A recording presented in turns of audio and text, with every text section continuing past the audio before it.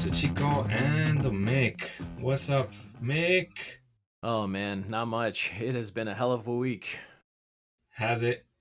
Yeah, It's man. been a great week. It's It's been the been best week I've ever heard. it's been a lot, man. It's been a lot of crazy stuff going on, and I know that it's been really kind of stressful for everybody. But I'm sorry to bring this up. I had a few things I wanted to talk to you about that I think are kind of heavy. Um, do you think that a hot dog is a sandwich? Um, no, Go on. it's just a hot dog. I've never thought of it as a sandwich. One, I feel like a sandwich, you need the bread to be like separate. You know what I mean? Like there has to be two slices of bread, or you take a loaf of bread and cut it in half, like a hero. But there's like a cut into the bread. See, the bun is already has that little curvature where you just slide the hot dog meat in, Hmm. and I don't think that creates a sandwich. But then again, I don't think a hamburger is a sandwich either. I think a hamburger is just a hamburger and a hot dog's a hot dog. But why is it? You said it's two pieces of bread. A hamburger has two pieces of bread. Yeah, but I also said that I just said that I don't think a burger I would consider a sandwich either. So That's what I'm I guess saying. that Why not? because why? Because a I don't sandwich is consider just something between two pieces of bread, right? Isn't that what the definition of a sandwich is? is it? I don't know what the definition of a sandwich is. What is the actual definition of a sandwich? If you look up sandwich, what is it? Let's I'm see going here. by that. A sandwich is a food typically consisting of vegetables, sliced cheeses, or meats placed on between two slices of bread. But it says typically consisting of vegetables, sliced meat, or cheese, but it doesn't say it has to be. And between two pieces of Okay. bread, I would say a hot dog is between. I mean, what if you rip the two pieces Nope. of the bun Nope. apart? No? Nope. Nope. Then you made it a sandwich. You gotta rip them apart. You fuck. Are you ripping hot dog buns apart? I always rip my hot dog buns apart. Yeah, you lying son of a bitch. I've seen you deep throw hot dogs. You don't rip anything apart. Yeah, I do it. I eat a hot dog just entirely without even chewing. That's how I eat hot dogs. I've seen it. It's very impressive the way you take down those footlongs. Yeah, I'm like a pelican. I fucking.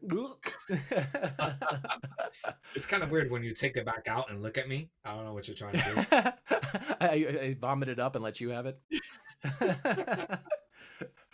uh, I was Your at hot dog love. I was having such a stressful week that I looked up the stupidest questions I could find just so we could have some fun before we get to anything serious. So, do you want to go over a few other questions? Sure. What else do you have there? What are the dumb questions that I'm not gonna agree with you have? Do you think that a cereal is soup? A cereal is soup. Not a cereal, a bowl of cereal. Nah, man, it's not fucking soup. Why not? Cause you gotta cook. Soup is cereal is just like you're taking something and you're pouring it in a bowl, and then you're just pouring milk on it. Soup, you have to cook it. Like you put stuff in there and it's cooked. Cereal's not being cooked. Are you cooking your cereal in a bowl of in a pan? I mean, in a pan, in a fucking pot. Are Well, you hold heating it on. up and boiling If it? I open a can of Campbell's soup and pour it into a bowl and eat it without cooking it, it's still fucking soup. Yeah, but it was already made before that. It was made into soup and then it's already pre-cooked. So you can't say that. It's already pre-cooked and canned.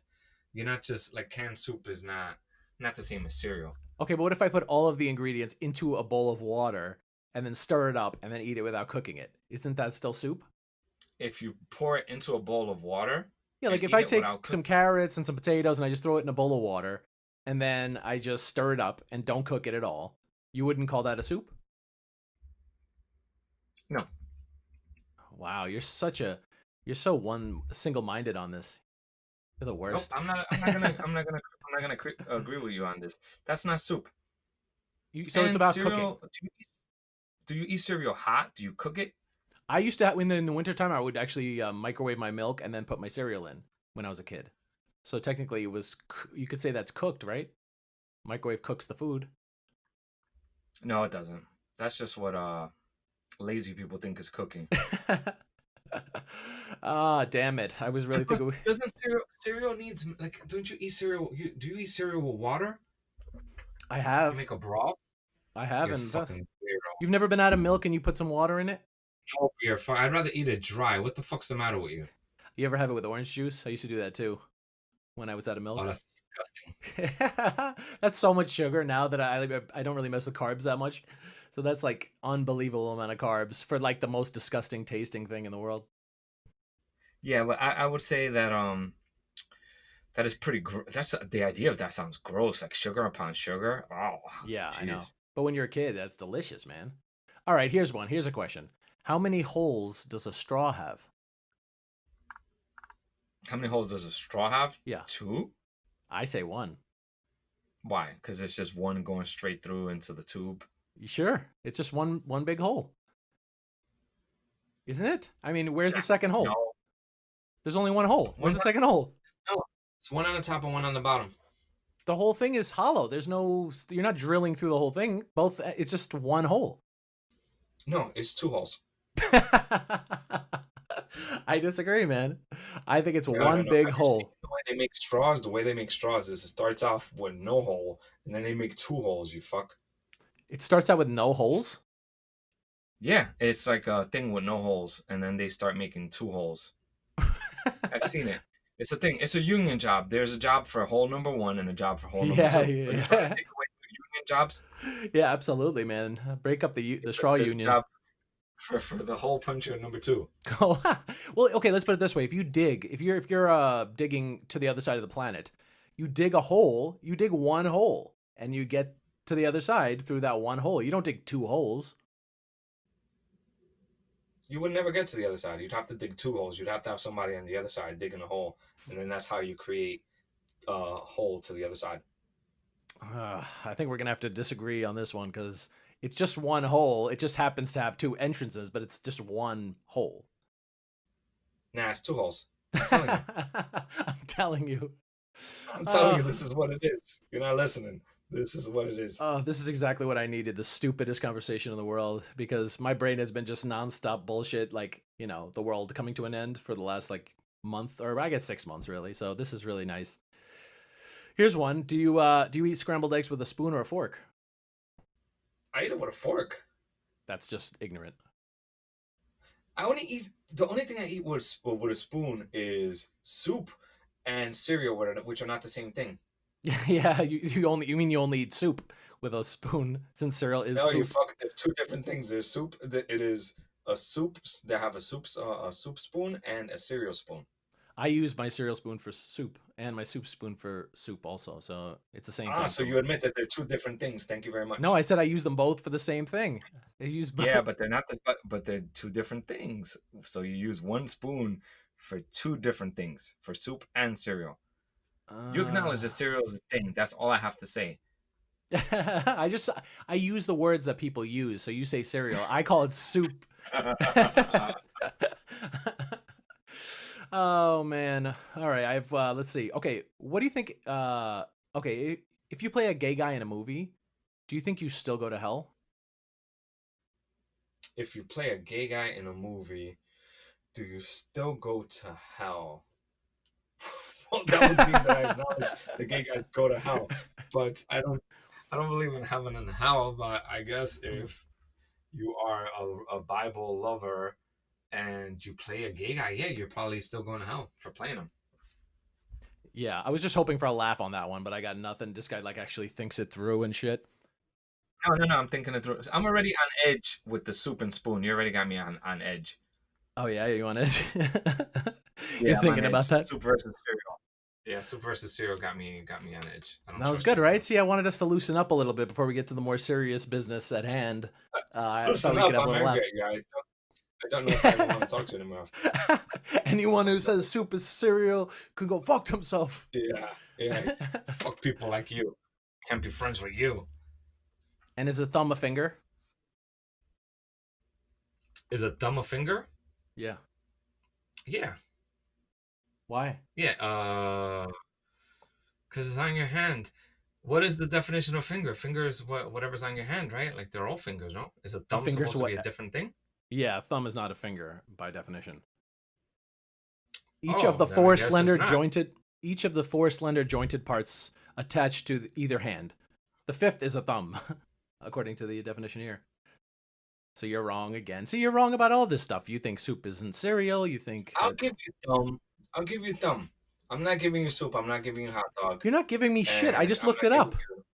I'll give you thumb. I looked Fuck it you up. and this dictionary. They change that shit every day. Yeah, they do now. That's for sure. Yeah, I'm sure somebody was offended that a thumb was a finger, and they were like, "Oh, make it not offend me." Yeah, I'm gonna stick a thumb up their ass if they don't shut up. Enough. Enough offended. Nobody's offended about thumbs and cereal. Everybody's offended about everything, brother. Yeah, Offended man. about everything. I'll That's the world say. we live in. Yeah, man. How's it been People going are over just there for waiting you? for you to offend them. It's going all right, man. I mean, I usually offend people no matter what I do, but I don't give a fuck at this point. I try to not not engage with people that don't like what I have to say. Like if they don't like it, then so be it. Then I just don't say it to them. But those who do, I speak to.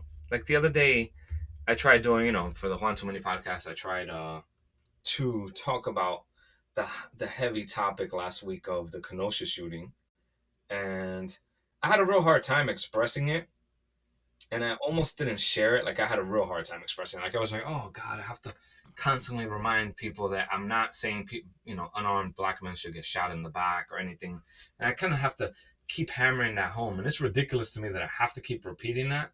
But I feel like the moment someone's listening to that, they're just gonna get triggered by anything that I say that doesn't agree with them, that sounds wrong to them. Like, oh, he said the cop was justified or anything, and that makes me a racist or a sellout or something. So it was a difficult conversation to try to have, but I still put it out there, man, and it is what it is. Whoever liked it, and whoever didn't. But that's just how I feel. And sometimes you just have to lay shit out. Yeah, I mean, I hear you. It's really, really tough. I just got in a huge fight with a friend of mine, and he basically told me he doesn't want to know me anymore because of this stuff, and Because of the soup and cereal. because I Because like I soup. kind of feel them. Yeah, because I like soup. It's I amazing. agree with them. Yeah, definitely. No, Yeah. so tell me about this argument. Well, I mean, again, like I'm very worried about saying anything because right now anything you say can and will be held against you in a court of public opinion. But basically, look, there's two ways to look at any given situation, and it feels like at this point there's one way to look at it, or you're a piece of shit. And I don't think that it's that, excuse my language, black and white to say it that way. And basically what I said to my friend was, why would you think that I would want somebody to be killed in front of their children? Like, why would you assume that my intentions are that evil and terrible when they're not? Like, I don't want anything bad to happen to anybody, but what I saw from what I could see, it looked like, the cop was acting the way that a cop acts. I know personally that if I reach for something, even if I'm standing next to a cop and I reach into my pocket, I'm afraid he's going to shoot me because what if he thinks I'm going for a gun, right? So if he breaks away from the cops and then goes into his car, I'm not really blown away that he got shot. That seems like something to me that, yeah, like I would expect the same to happen to me. So, that's the way I took it. And then he got very, very upset about it. And I'm not saying it's good. I'm not even saying the shooting was necessarily justified. But to basically say I don't want to be friends with you anymore because of what you saw with your own eyes, like he's asking me to basically believe him when I saw it with my own eyes, and I can't change how I feel based on your opinion. It doesn't make any sense. Well, the issue is it's a tough thing because people right now are it's such a hot topic, and so many people are very emotional about it. But I look at it like this: the way I saw the situation play out in my eyes, I feel like the cop was put in a predicament where he had to react, and maybe his reaction wasn't the best. We could all look into the fact that maybe shooting someone unarmed, if you didn't see the gun, whatever, you shot him 7 times in the back, might be excess, whatever you want to say. Fine. I don't know how officers are trained and whatever, but that's really what it goes down to, is where they're trained, to a certain extent. But no matter how much training, people keep saying, oh yeah, the cops, they need to be retrained and all this stuff. But at the end of the day, if you try to stop someone from resisting arrest, you try to tase them, they go in their car. At that point, no matter how many times you try to beat it in their head, hey, don't just shoot them or whatever, and someone thinks that they could turn around and bring out a gun, they might just react. Like their instinct might just be like, let this off or else I'm gonna be the one to get shot. It's just like that. That's hard. That's a hard thing to replicate, because if your life's not truly on the line, you're never gonna know how someone's gonna respond. Would he have responded the same way if it was a white man? We don't know that. We can't say that he would have or he wouldn't, but his life at that moment in his eyes, if you just take race out of the picture and you just put a blank man reacting in that way, you're in a predicament where you have to make a split decision. And if I was in those shoes, I could have easily have maybe shot someone in the back as well, because I'm afraid I'm gonna get shot. A lot of cops have been shot. A cop was just recently shot this weekend. A black officer at that. He was shot and killed in St. Louis. Yeah, I agree. And I mean, it's one of those things, and it's really difficult because people, they tell you, look, you're white, you don't have a say, you don't understand, and all that kind of stuff. But this weekend, like, let me give a good example. I saw Michelle Obama was talking. She has a podcast now, actually. In her podcast, she was talking about how when she was first lady, she picked her kids up from soccer, I believe, and ended up at an ice cream parlor. Like they went to an ice cream parlor while she was first lady, and she waited in line like anybody else. And I guess no one noticed her because in her mind, because she's black, like nobody even like noticed her. And then someone cut her in line, and she basically said, "Hey, like you cut me in line," and the person was basically ignored her and went in front of her. That was the story she told. And her explanation was that the person was racist. And maybe, but like for the first lady of the United States to suggest that it was racially motivated without any evidence, maybe the person was a dick who cut you in line. Maybe the person who cut you in line didn't realize that you were in line. Or maybe maybe you're making this story up, because are you telling me with all the Secret Service and all this shit, like they just didn't notice you, Michelle Obama, in Washington? This happened after she was the first lady? No, while she was first lady. She made this statement, and like I think it's just really, really dangerous for the first lady of the United States to say, no one even respects me. You're like probably the most respected woman in this country right now. And for you to say, like, even I don't get any respect, like, come on, Michelle Obama doesn't get any respect. I've been cut in line. I didn't assume it was because of race. It's like if every time something bad happens, you assume it's race, then yeah, you're going to think the world's a racist place. Yeah, I don't know. That story, the way you're explaining it, doesn't make sense. How she just determined that was racism. That could easily have been, just like you said, an asshole, or as the first lady, I don't even know how someone could even possibly cut her in line. That doesn't make any sense. I know. I was wondering. Are you sure she's saying the story was as she was first lady? Yes, because I was blown away. I'll try to find the story and maybe splice it into this or something. But it's beyond, man. Like, and if she feels that way, if she feels that America's racist, then how is any other normal person going to feel? And it's, I think it's really irresponsible for her to like to pass it off like that. It's not clear. Like, and to be fair, with all these shootings, you really can't prove any of them were racially motivated. Maybe they were. But can you prove it? Did the cop say, "I'm going to kill your black ass," or did he kill someone and you assume that it was racially motivated? No, you can't prove that the shootings were racially motivated. I mean, it's like I said earlier, when he shot the guy, I don't know if it was a white man in those exact same shoes as Jacob Blake, he might have gotten shot as well. I don't know. I mean, maybe he wouldn't have, maybe he would have. But then there is a problem in the world and in the United States when people do see stuff like that happen, and then the next day or the same day or whatever, you have someone like that kid Kyle Rittenhouse or whatever running around with a AR. What was that? Weapons. Was it an AR-15? Yeah, I believe he had an AR. Yeah. Yeah, and then he's underage. He's running around with a gun, and the cops are just letting him do it. If he was black, would they have let him do that? I don't know. You know what I mean? But it doesn't look good when this guy gets shot, and then the same police department is allowing a kid to run around with an AR-15, and then he ends up shooting people. That whole thing is, there's a lot more to go into that story with him and who he shot and why he shot them. But at the end of the day, he was under 18. He was running around with an AR-15. Was he legally able to even do that? If he's underage, then no. I actually am not. I don't want to speak on that one because I don't know enough about it. But I if he's underage, then no, he's not allowed to be doing that. Okay, but either way, the point is, there is a white kid running around with an AR-15 in the same exact town, shooting protesters for the reasons. I'm not making it seem like he's just shooting protesters. There was a whole thing that happened that led to some of those shootings, but I don't think we should have a kid like that. Like, hey, you should be checking him out. Like, hey, what the fuck are you doing here? Why are you here with an AR-15? Please go. That's not his house.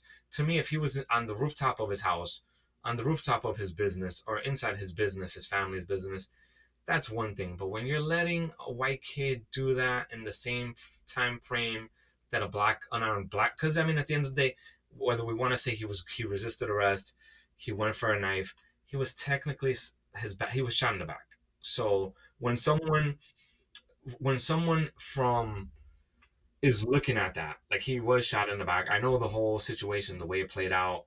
Again, I said if I was in the cop's shoes, I probably would have shot him too. But would I also, if I was in the cop shoes, would I address the fact that this kid is running around with an AR-15? You know what I mean? Like, I might have. This is where the policing, it becomes questionable. White kid gets to do this. He's not threatening with an AR-15. Black man going to his car with his back turned is more threatening than a kid running around with an AR-15. One's black, one's white. It just doesn't look good. So there are certain parts that don't look. It doesn't look good Yeah, when you look at that. absolutely. And I think here's the problem. I think is that we're putting everything into the same context. So with in the Kyle Rittenhouse situation, I know that if he were 18 years old, they have open carry in his state. So in his state, you are allowed to walk around with an AR-15. Now, some people don't like that, and you can change the law if you don't like that. But he wasn't breaking the law if he's of age. Now, he's underage, but they couldn't possibly know that just by looking at him, especially during the protests and everything. It was so chaotic. Again, if he's breaking the law, he needs to go to jail, and I'm not trying to defend him. But when you talk about the Jacob Blake case, he had been restrained by a police officer, had a warrant out for his arrest. He broke away from the police and went for a weapon, or at least went into his car, and then was shot. That's a very different situation than an American citizen walking around with a legal rifle, I right? get it, but the only thing I could say, and I'm just trying to play devil's advocate, but the only thing I could say is, wouldn't you, if you're an officer and someone is with an AR-15, wouldn't you at least, hey, let me check you out. What's up? Come talk. They talk to him. They got water. Hey, what's your name? Where's your ID? If you're giving him water, you're talking to the guy. Well, what are you doing here? What's your name? Let me see your ID. What's going on? Mhm. Get at least a little bit of that whole thing. That kid wouldn't have been there had they just done that. They talked to him. There's actually a video of them giving him water. They talked to him, and I saw a little clip on Vice before the shooting. And if I was an officer and I see someone with an AR-15, like, hey man, let me see your ID. You know what I mean? Like, at the end of the day, you're not a cop, you're not a soldier. Let me just see your ID. What's up? What are you doing here? What's going on? A very simple little gesture that, if it's hard not to say, man, that if Kyle was a black kid, that wouldn't have happened. You know what I mean? Like, again, I know you're trying to say there are two different situations, but we do have to look at it how it is playing out. Same police force. So these are the same people that are trained the same police force. They work together. So it's not the same context, but it is the same department. And there's a scenario that developed in both cases. One man was shot in the back, another kid ended up shooting people, and he shouldn't have even been there. You know what I mean? I'm not again agreeing or defending Jacob Blake. Look, his record, he should, everything. He shouldn't have been there. He should, he had a warrant out for his arrest for sexually assaulting a woman, allegedly, from what I saw. A horrible story where he apparently broke into the woman's home while she was there with a child. He, according to this person, as she reported to the police, grabbed her by the pussy and stuck his finger inside of her, smelled it, and said, "It smells like you've been with other men." Like, this is, if this is all true, this is not a nice guy. And in a world where everybody says believe all women, nobody's saying that at this moment, and he is a martyr that I don't agree with. I don't agree with this guy being a martyr right now. I don't. Right. It's not. He doesn't seem like a good person. He made some bad judgment calls, and it led to an officer also being forced to make a bad judgment call. Like, it was a cause. There's a cause and a reaction, but that was what happened there. And I'm just trying to say that that kid Kyle Rittenhouse, it didn't look good either. You know what I mean? So when people see that, I do get where anger can start to build, and they can start to say, "Well, look, man, look at the difference between what happens to a black guy and a white guy." Yeah, You know, but they're and making a false that's not good. equivalency, and that's the problem. If you're comparing those two cases, there's no comparison. If you were to, if let's put it this way, if Kyle Rittenhouse was being restrained by the police and he broke away, went into his car and grabbed an AR-15, he'd be fucking dead. There's no question about that. See, so like if, but he was as far as the cops knew, he was just a person holding a rifle, which is legal. So like, there's a big difference between breaking the law and pulling away from a police officer than there is to just stand there with your legal rifle, as far as the cops know. So, I mean, I guess if they want to, I would tell a black guy to go out on the street and hold a rifle and see what happens. I mean, if they were to get arrested for that, I would agree with you that that's not fair. But to compare resisting arrest with standing with a rifle is just not a good comparison. I get you, I do, but it doesn't that part doesn't sit well with me. It doesn't sit well with a lot of people. Where I know what you're saying, No, yeah. that it's an open carry and all this stuff. But again, it's just the simple fact that they didn't even check this guy out. How do they know that he legally is allowed to just carry? Like, you know what I mean? Again, he's a young kid, looks fucking young. You know what I'm saying? Like the kid doesn't look like he doesn't look like you. So he's obviously very on that. He doesn't have a full beard. Kid looks really young, little kid and whatnot. And you actually talked with him. So why wouldn't you? And you know he's not from there. So you apparently he's not even from there. So why wouldn't you just ask a couple of questions like, what's up? Where's your ID?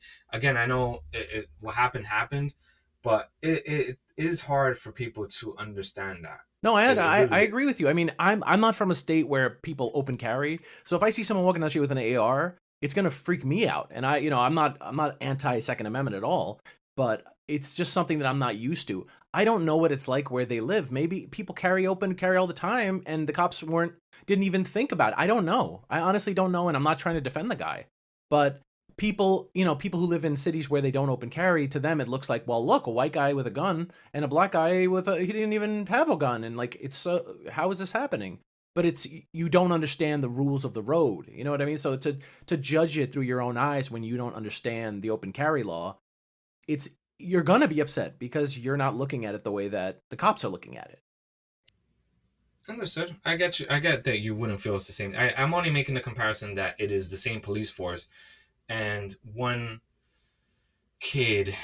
I mean, I understand you're saying with the right to carry, and I don't know how it is with cops. I don't know if people just run around there with guns. I don't think that just happens. I just don't see how you just, even if it's right to open carry, like how you just don't engage someone that is carrying and get a little more information on them. He's not even from that state. Like he's from Illinois, and this happened in Wisconsin, right? So he's not even from that state. So these are all the things like, hey, where's your ID? Like these are the things that I have a very hard time with, and a lot of people have a hard time with saying that a black man wouldn't have been approached in that way, especially during the protest. Like with what's going on. So I understand where you're coming from, but it is difficult to not try to at least talk about what is happening. Why is that okay? And because again, not everybody understands the gun laws and understands this mindset of open carry and how the police are supposed to react. But there is a mindset where sometimes people feel that cops will, stop black men and check them out, and as opposed to a white man, that they might not check out and just let go if they think that he's doing something that looks even remotely suspicious.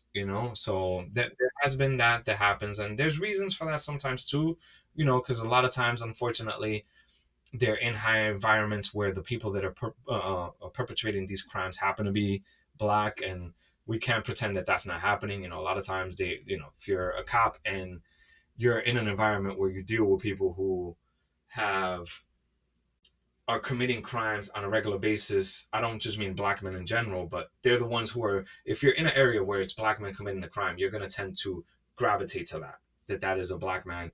And he looks suspicious. He's tipping you off on things that you might think are criminal activity. I don't know how cops determine when to approach someone, when not. I don't know if they just look at the color of your skin and just assume, hey, black guy, let me see what's up. He doesn't belong here. Let me see what's up, or whatever. I don't know. It's hard to speak for people when you're not in those shoes, but I do. I just it just bothers me. Like you can't change what happened with Kyle Rittenhouse or whatever, but it really just doesn't look good overall Sure. for that police Yeah. department. Absolutely not. And I mean, I was wondering myself why it went the way it went, and part of it, I was wondering maybe, well, it was during a pretty heated protest slash. I don't know if it was at the rioting point yet, or if it was just a protest at that point. But you have to think. The weird thing about the Rittenhouse situation was he was a kid holding a gun, and he kept talking to the cops. Like, if I'm breaking the law, I would stay the fuck away from the cops. So maybe I'm wondering if the cops were like, this guy can't be doing the wrong thing, because like, why would he ever talk to us as if like I don't know. I'm trying to put it together, because what a bizarre thing to be breaking the law and then just be like, hey officer, I'm with you guys. Like, he seemed like a strange guy, that Rittenhouse kid. Well, apparently he's like he wants to be a cop. He thought was a cop. Look, man, anybody, not for nothing, anybody who leaves their town, wherever they're from, to bring a gun to go, play superhero in an area that he's not from, you shouldn't really look. At the end of the day, you shouldn't be doing it. Like I said, if the kid was defending his family home, his family business, I wouldn't even be mad at him. But he was running around somewhere that he's not from, doesn't belong. You shouldn't be playing superhero no matter what. We can't just have vigilantes taking up arms and running around, being militia. Like, you just can't have it. And it goes both ways. It goes on both sides of the side. Somebody that he shot at, I believe, had a gun. So this goes on both sides of the argument. It's not about a right versus left, a white versus black. It's just, to me, you should not have people arming themselves and running around being militia. Like, leave that to the police, leave that to the National Guard if they've been called in. If they haven't been called in, hopefully they will at some point. But you protect your home. You don't go around and run around protecting other people. You know what I mean? Yeah, It's not your I, job I to agree. go I running agree with around. you. I agree with you totally. But I also think this is the problem with that defund the police kind of talk. Because once people start to think that you're gonna take the cops off the street, people start to go, all right, I guess I got to be the cops. And it's not excusing his behavior, but I'm saying in general, we need to have law enforcement on the streets. We need to be able to be comfortable that if something bad happens, we have someone we can call who can take care of shit for us. And I'll be honest, I'm scared. When I hear the politicians talking about we're gonna take away your guns and then we're gonna defund the police and all this kind of shit, I'm like, well, there's murders in my city of Philadelphia almost every single day, and there's break-ins all the time, and the cops aren't gonna come if I call them, and I can't have a gun. Okay, this is starting to really be scary. Like, what am I supposed to do? The thing with defund the police, and we need to look at this, everybody locally is going to react differently. I don't know who's doing what. Um, but I do understand that not it's the whole idea of defund the police is the worst marketing title Yeah, ever. really. It's horrible. It really doesn't explain a lot of what's happening, because a lot of what is happening is some police forces do have bloated police forces or police budgets, in the sense that you can allocate funds and move things around where you can provide maybe some other social programs that could be helpful.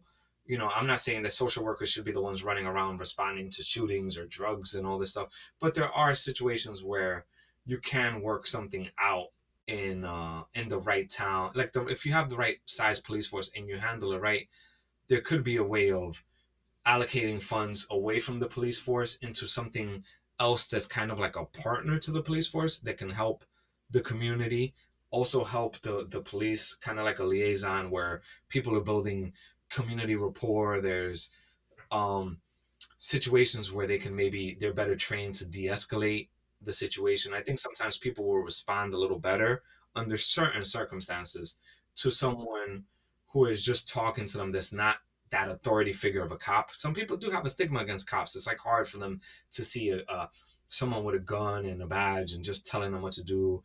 And and some people need that. You need to do that to criminals, but not every situation is a criminal situation. So we shouldn't have cops handling every criminal situation, but we need to take a look at that. Like, it's not just, hey, let's defund the police. Like, that's just a bland statement that really doesn't sound good. But people do need to take a look at their police force and locally, and how figure out how can we better work with the community and do that. And every town needs to do that differently because every town has different needs. Obviously, Newark is going to be different than Philadelphia and you know Mayberry or whatever. Like different towns have different needs, and they're going to have to handle that differently. So I think the call for defund the police is just again a bad marketing idea the way it was put, because a lot of people jumped on and were like, yeah, abolish the police, we don't need the police and whatever. But these aren't people in any kind of power anyway that are saying that, at least for the most part.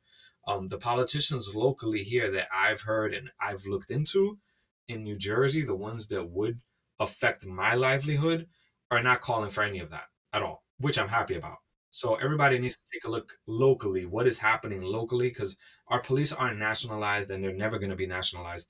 So locally, what are your towns doing? What are your politicians going to do? And that is where voting is key, man, because you're going to have to figure out, it doesn't matter. I don't give a fuck. The president could say whatever they want.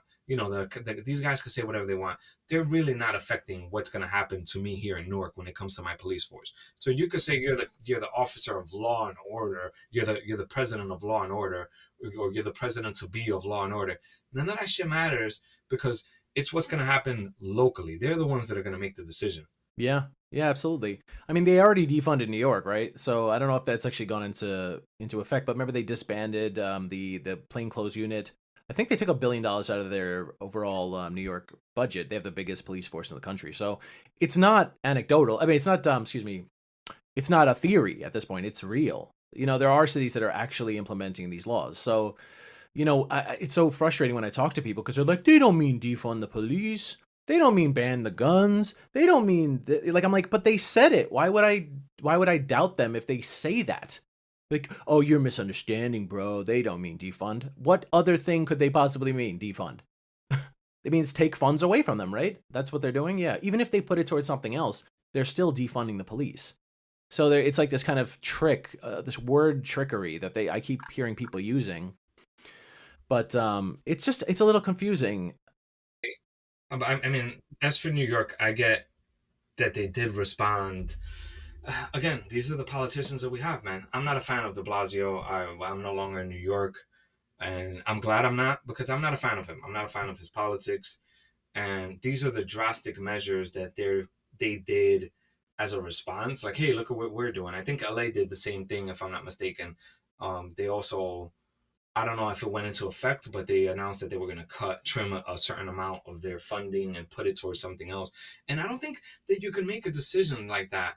That's a hastily, let me jump the gun decision. Like, hey, look at what we're doing so we can calm everybody down. Mm-hmm. That's not how you do things, because police budgets, yeah, I do believe New York. I looked at New York's police budget, and it is huge. And maybe there's a way to trim down some of these cops. Might be making too much in overtime. Like, whatever the case is, you might have to look at ways. There's ways of figuring that out. Just like how a company can figure out how to work their budget and how to finagle their budget. I mean, I remember I worked for a company years ago. They had budget issues, and what did they do? Hey, we're gonna figure out the overtime. So you guys can only do but this much overtime, and that's what's gonna happen. We hired a couple of new people, so there's gonna be less overtime. There's gonna be more people, so maybe a city could do the same thing. A couple of more cops that are rookies making this level and this amount of money for this amount of years will cut this much overtime, and that will attribute. They'll be on a salary for a certain amount of years. This amount of officers are going to retire in said years. We're going to be able to make money here, cut money here. There's ways of doing that. You just can't make a decision like that when you have a police force. New York City's police force is what, like 30,000? Like, it's a huge police force. Yeah, it's basically really a small army. It's like 30,000. For a city of almost 10 million, it makes sense to have that many officers. But it's a huge police force. So when I see politicians and making these decisions, I'm like, how the fuck do you decide to do this in a couple of weeks? Mm-hmm. Like, you really need to figure this out. That's not that simple. Yeah. That's 30,000 officers. Like, you're just gonna cut what you think is the obvious way to cut the budget. Mm-hmm. And it's going to create chaos, and it's showing with their rise of crime. The crime's out of control in New York, and it's only going to get worse. Yeah, I mean, and also, if you're trying to have better police officers, you're trying to have them respond in a better way, if anything, you need more money for more training to be able to offer more money for better people. Because if you have only if you're offering minimum wage, who's going to be applying for that job? That could, I mean, I would rather do minimum wage in a restaurant than do minimum wage as a police officer and get shot at. Especially right now, where like literally, if somebody reaches for a weapon, you're not allowed to defend yourself, or else you end up in this situation. So it's like, fuck that. I mean, I've heard a lot of cops say that they're quitting and they would never let their kids become cops, and it's who's gonna do this job? That's the thing that freaks me out. Well, on the flip side of that, I do want to believe that there's somebody looking at the situation and saying to themselves, like a young person. I want to hope and believe. You might call them dumb, and I don't like the way the situation cops are in right now, because they're being villainized in the media, and it's really disgusting to me that cops are all being portrayed by the actions of a single few. And those guys, I don't agree with that. The George Floyd situation, I don't know anyone who agrees that that cop did not do a horrible job, that he was a despicable officer in the way that he treated them. And I haven't heard anybody say anything different. Everyone I engage with, um, this situation with the shooting in the back, there's been a lot of back and forth with the sense of how many times he was shot. With people that I talk, like, I believe it might have been excessive, but it was something that he was put in a situation where it was necessary for him to react. And although I don't agree with the level of his reaction, I wasn't in his shoes, but he was forced to react. And that is the problem. That we need to address the fact that that did happen. But from the standpoint of us saying that nobody should be, like, who in their right mind is gonna be a cop, there has to be there I have to believe that there are good people that are looking at this and saying, hey man, there really is a problem, and maybe I can be a better fit for this. Like, maybe I should help my community. Maybe you're going to get more people from the community stepping up to protect their community, as opposed to people who aren't from your community coming in and policing your community. You know what I mean? Like, I want to believe that there's some kid in a neighborhood in the projects and whatever, and even in the suburbs, whatever, just people that are going to say, hey, I want to be a better cop than what I've seen some of these guys do. I want to hold my fellow officers. If they're shitty officers, I want to hold them accountable. And there's no more this whole blue silence, because we do need that. Cops do also need to do a better job of stepping up. And it is hard, but cops do need to do a better job of stepping up and helping police themselves. So some of these situations we could have not go down the way they do if another cop who's maybe in a cooler state of mind helps also de-escalate the situation. Because I have seen videos, there's a lot of videos that I've seen where cops do fucked up things, and it's just like, hey man, what the fuck, like, you don't need to do that. Like, I remember watching a video of a cop, Sacramento. There was a couple of officers, I was told it looked like the video was from March, and they were a black man. I don't know what happened to get to this point, but there was an unarmed black man in the video, the beginning of the video that I saw. His hands were up above his head, and the cops were coming up behind him. And I think the cop, you could hear him say, it was something like, get on your knees. And he kicks him in the back, like literally, like just drop kicks him in the back. And then the other cop tackles him when he turns around. Because if someone kicks you in the back, your first reaction is to turn around. You're going to react. And he didn't turn around like he was going to attack the officer, but he turned around. Other officer tackled him. They go in the car. There's a woman with the phone. They take the phone away from her. They take her out the car, and that's the end of the video. It was a real fucked up video, but there certain things like that you see, and it's just like, fuck, man. Like, why would the cop do that? That's just fucked up. And there's also videos where I see where cops have hesitated and let someone make a move that they shouldn't have let them make, and their life ended. So there's also that. So it's just not, there's not a straight answer of cops are bad, black men are bad, or all criminals, all cops are racist. It's not that simple. There's definitely a lot to it, and we can't just pretend that it is just, as you said earlier, black and white, no pun intended. Yeah, no, you're absolutely right. I just it just about going back to what you were saying about like somebody joining the force. The problem is now it feels like, because the tensions are so high, and I think it's kind of like a perfect storm. Trump, people just hate Trump so much. COVID, obviously has made everybody become very, very distant from one another, and we're all kind of like locked down and afraid of each other in every single way. Then there's, there's been all these shootings and stuff like that, and people are upset, and people have built it up to be that this system is just completely racist. I mean, they're just killing people to the point where I don't know if you saw it this week. The cops were chasing a guy, and he ended up shooting himself. I think it was L.A. There's a video of him. He takes a gun, puts it in his mouth, and blows his head off. So, but apparently, like when he died, the cops showed up, and people saw the cops standing over a dead guy. They spread the word that the cops had killed him, and then people started rioting. And I think that even if you're the best cop and you have the best intentions in this day and age, like even if you don't do anything, you could be held responsible.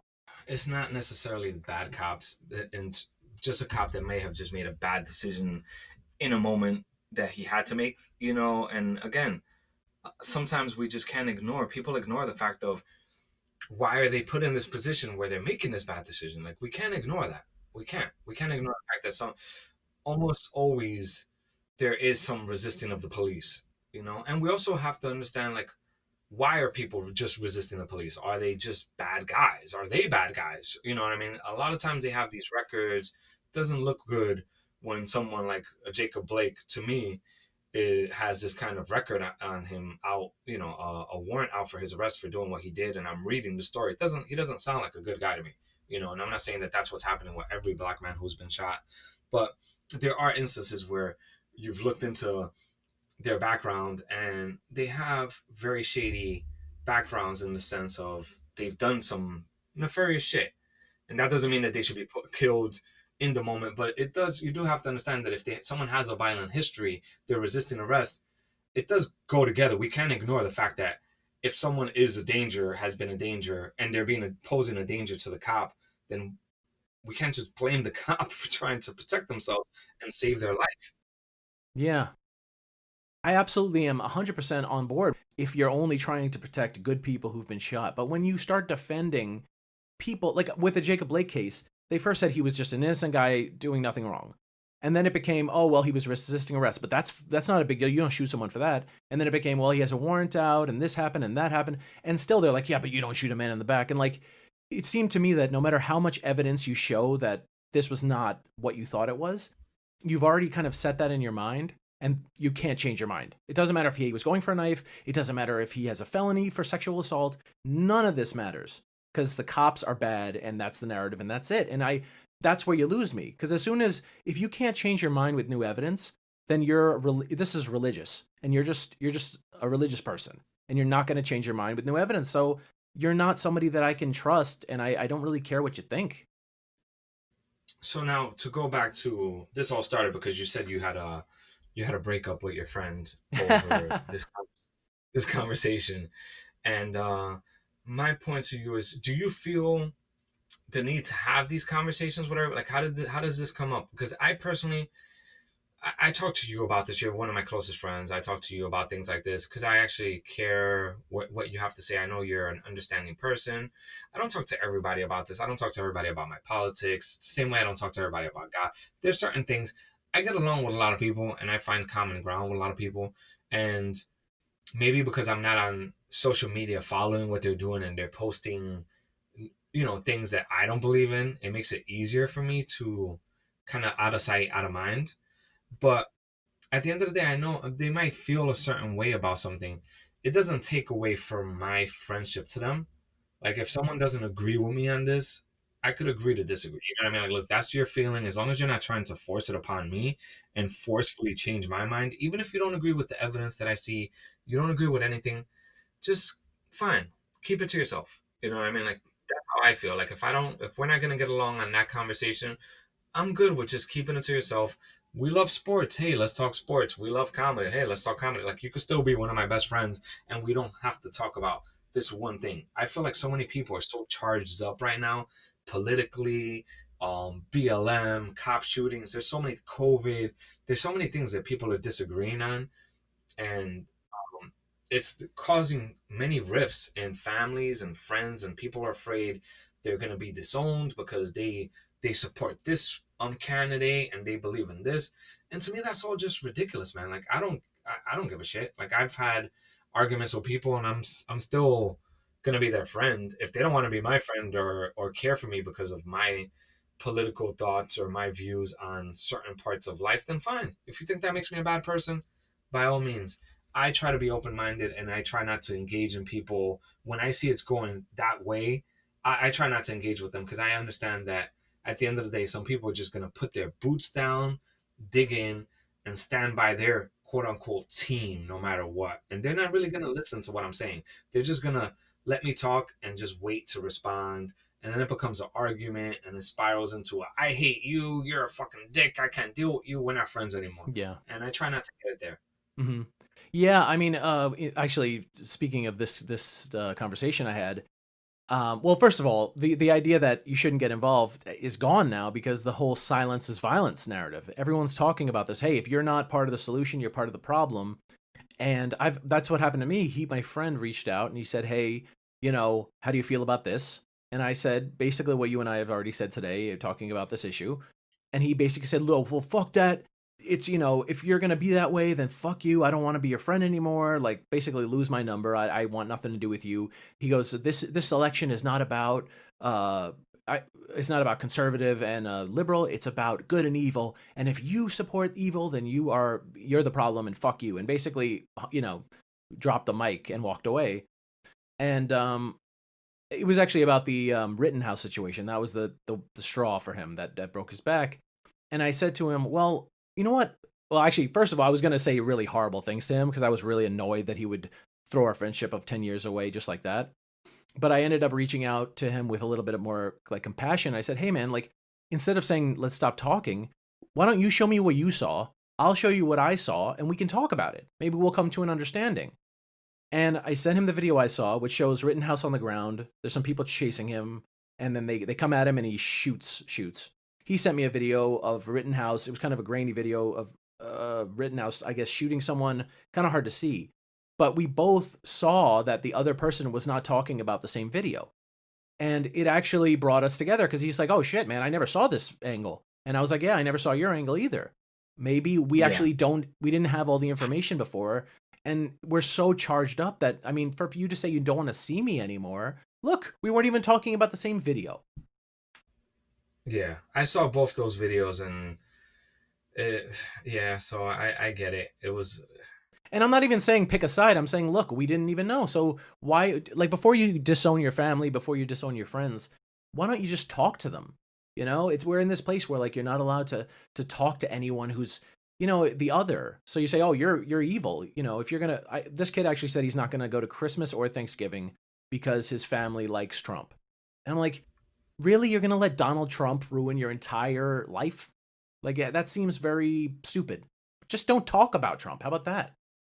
Yeah, but you know what? Sometimes the problem is some people can't help but like bring shit politics up for some reason. So I don't know his family. I can't speak. I'm sure he probably has other reasons not to go there. He's just using Trump as an excuse.